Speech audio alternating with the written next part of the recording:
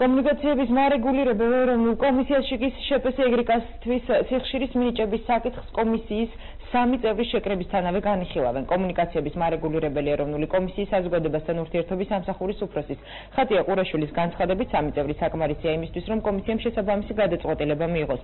ხატია ყურაშვილის განმარტებით სხდომა 24 თებერვალს უნდა გამართულიყო, თუმცა აკაკი სიხარულიძე ავადმყოფობის გამო სხდომაზე ვერ გამოცხადა და ქვორუმის არარსებობის გამო სხდომა გადაიდო.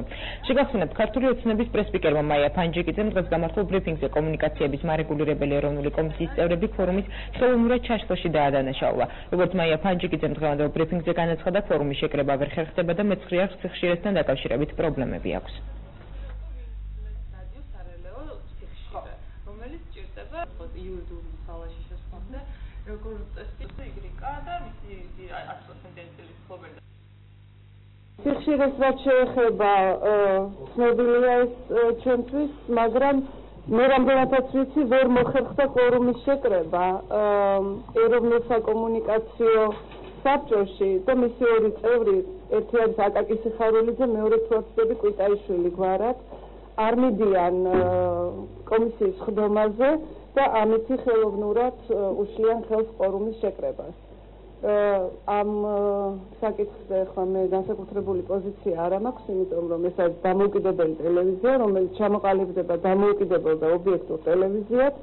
შესაბამისად, მე შემიძლია მხოლოდ ის აღნიშნო, რაც ეროვნულ საკომუნიკაციო სამსახურს ეხება და მინდა შევახსენო ამ ორ წევრს, რომელთა არ მისლის გამოც კვორუმი არ იკრიბება, რომ მათ ჩვენ ქართული საზოგადოება მოქალაქეები ვუხდით 10,000-ზე მეტ ხელფასს. და მე ვფიქრობ, ასეთი ხელფასის პირობებში და ბევრად ნაკლების პირობებში სამსახურში არ სიარული და სამსახურებრივი მოვალეობის არ შესრულება ნამდვილად იმსახურებს საზოგადოების აღშფოთებას და პროტესტს. იმისთვის, რომ კომისიაში გაიმართოს სხდომა, საჭიროა კომისიის სრული შემადგენლობის მინიმუმ 3 წევრი ესწრებოდეს სხდომას. ბატონი ირაკლი ჩიქოვანი, კომისიის თავმჯდომარე, იმყოფება საზღვარგარეთ მივლინებაში, ბატონი კარლო კვიტაიშვილის არის შვებულებაში 2 მარტის ჩათვლით, ხოლო დანარჩენი 3 წევრი უნდა გამოცხადებულიყო პარასკევს ჩანიშნულ სხდომაზე, მაგრამ სამწუხაროდ ბატონი აკაკი სიხარულიძე შეუძლოთ იყო და ამიტომ ის ვერ გამოცხადა.